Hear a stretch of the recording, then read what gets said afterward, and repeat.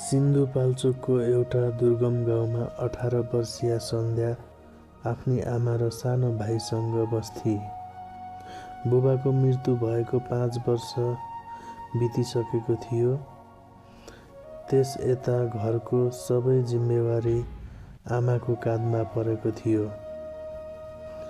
बिहानदेखि बेलुकासम्म अरूको खेतमा काम गर्दा पनि घरमा 2 छाक खान मुस्किल पर्थ्यो।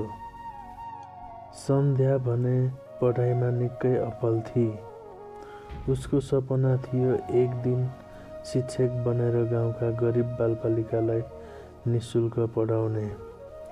तर भाग्यले उसलाई बारम्बार परीक्षा लिइरहेको थियो। एक दिन आमा खेतबाट फर्किने बेला बाटोमै बेहोस भइन्। गाउँका मानिसहरूले अस्पताल पुर्याए। डाक्टरले जाँच गरेपछि भने उहाँको मुटुको उपचार तुरुन्तै गर्नुपर्छ। ढिलो भयो भने अवस्था गम्भीर हुन सक्छ। यो कुरा सुनेपछि सन्ध्याको संसार नै अन्धकार भयो। घरमा भएको एउटा मात्र बाख्रो बेचियो। आमाले वर्षौंदेखि जोगाएर राखेका सुनका साना टप पनि बेचिए। तर उपचारका लागि चाहिने रकमको आधा पनि जुटेन।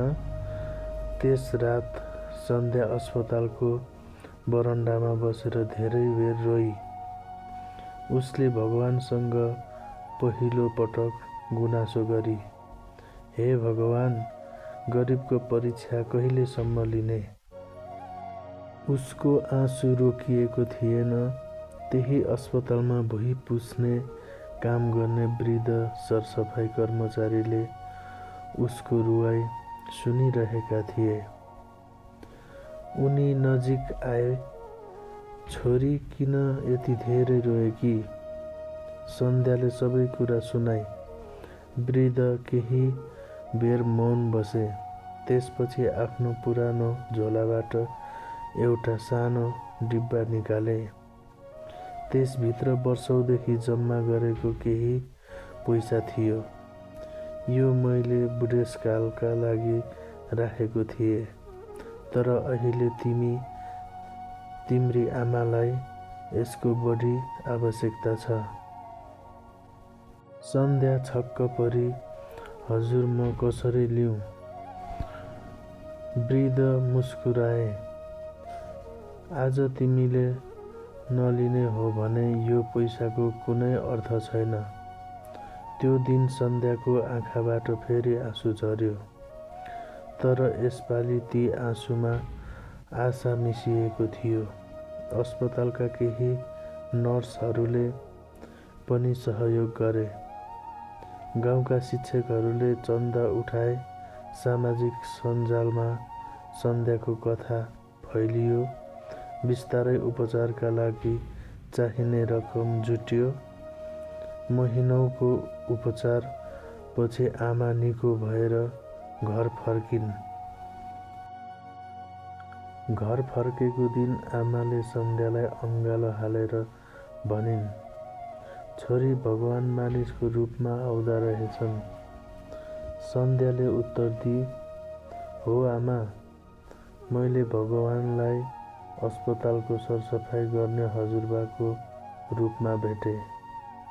समय बित्दै गयो। सन्ध्याले आफ्नो पढाइ पुरा गरी गाउँकै विद्यालयमा शिक्षिका बनिन्। उसले पहिलो तलब पाएपछि सिधै अस्पताल पुगिन्। त्यही वृद्ध कर्मचारी अझै काम गरिरहेका थिए। सन्ध्याले एउटा खाम उहाँको हातमा राखिदिई, हजुर, यो तपाईको पैसा। वृद्धले खाम फिर्ता गर्दै भने, मैले ऋण दिएको होइन छोरी, माया दिएको हुँ। सन्ध्याको आँखामा फेरि आँसु भरियो। उसले बिन्ती गरिन्, यदि पैसा लिनुहुन्न भने मेरो एउटा इच्छा पुरा गरिदिनुहोस्। के इच्छा? अबदेखि कुनै पनि गरिब बिरामी उपचार नपाएर रुन नपरोस्। म हरेक महिना मेरो तलबको केही भाग यही अस्पतालमा सहयोग गर्नेछु। तपाईँले त्यो पैसा उनीहरूका लागि खर्च गरिदिनुहोस्।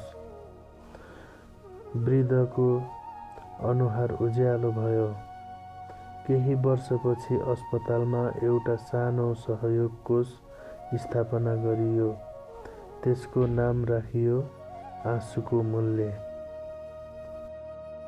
त्यहाँ एउटा बोर्डमा यस्तो लेखिएको थियो, गरिबको आँसु कहिले सस्तो हुँदैन। कसैले त्यो आँसु पुछिदियो भने एउटा जीवन बदलिन सक्छ।